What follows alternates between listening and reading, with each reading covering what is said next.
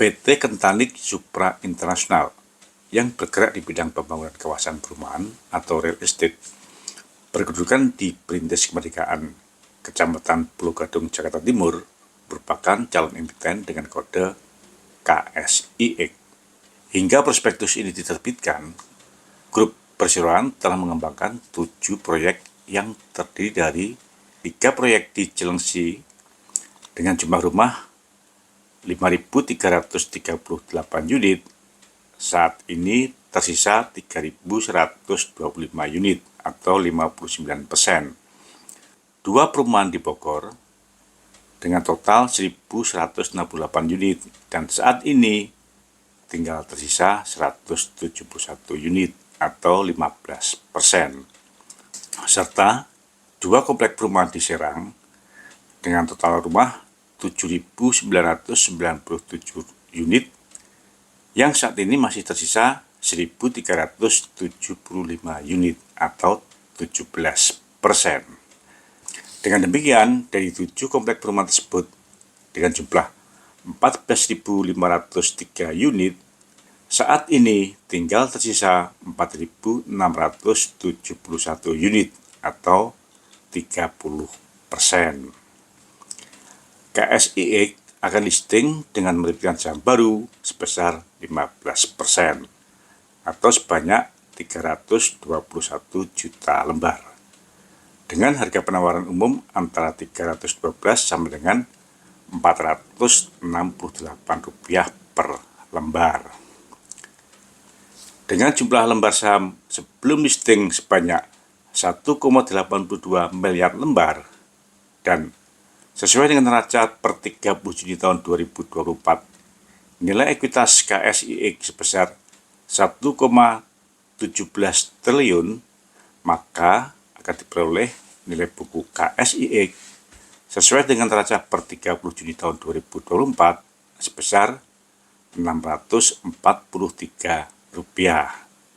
Sehingga PBV, price book value, dari harga penawaran umum KSIX hanya antara 49% sampai dengan 73%. Wow, murah kan? Dengan demikian, KSIX nantinya akan dapat mengkolek dana retail sebanyak antara 100 sampai dengan 150 miliar.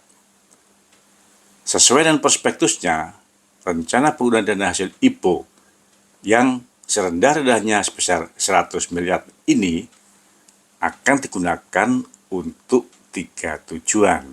Yang pertama, sebesar 59% atau 59 miliar akan digunakan untuk modal kerja pembangunan infrastruktur pada perumahan Grand Nusa Indah dan Adigana sebesar 28% atau 28 miliar akan digunakan sebagai setoran modal kepada anak perusahaan PT SPB yang selanjutnya akan digunakan untuk membangun infrastruktur perumahan di Villa Bogor Indah 6.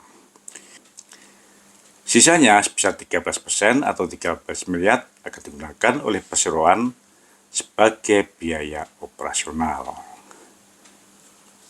Yang menurut saya menarik, price book value, harga penawaran umum KSIX jauh di bawah 100%.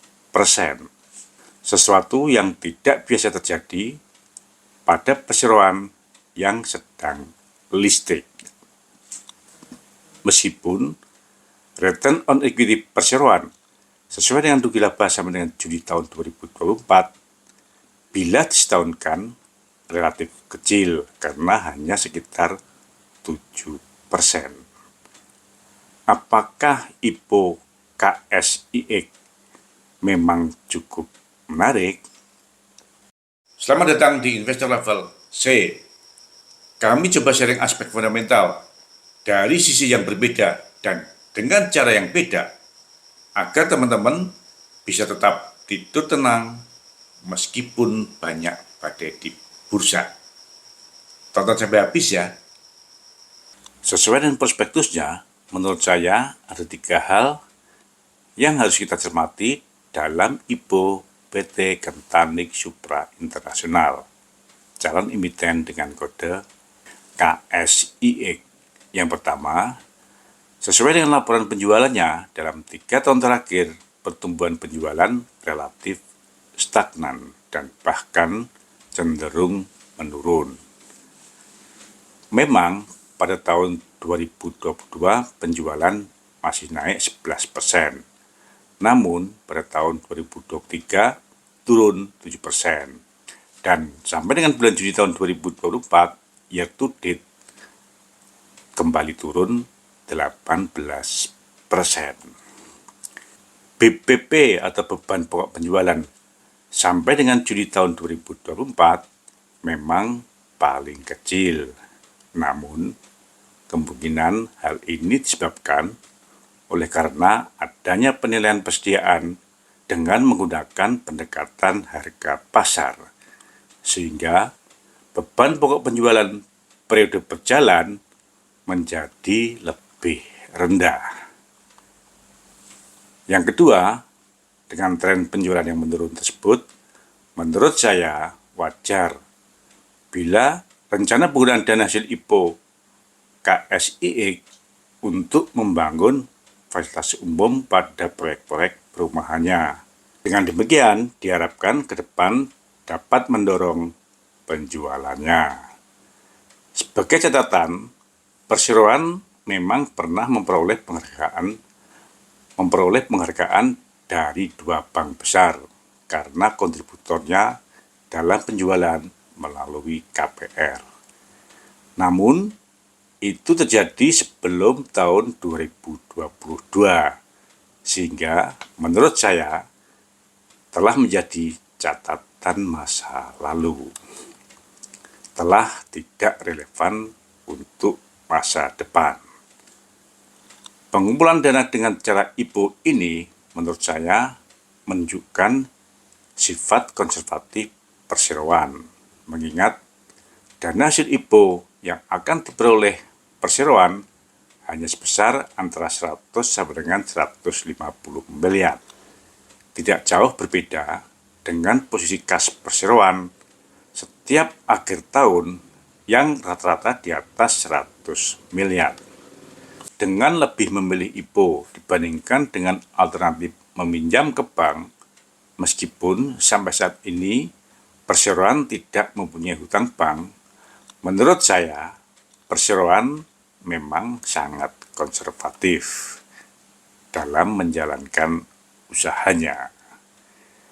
Dan yang ketiga, terdapat 2 dari 4 direksi yang menurut saya telah menjabat relatif cukup lama. 1 direksi telah menjabat selama 11 tahun, dan bahkan 1 direksi lagi telah menjabat lebih dari 26 tahun, dengan usianya saat ini di atas 60 tahun.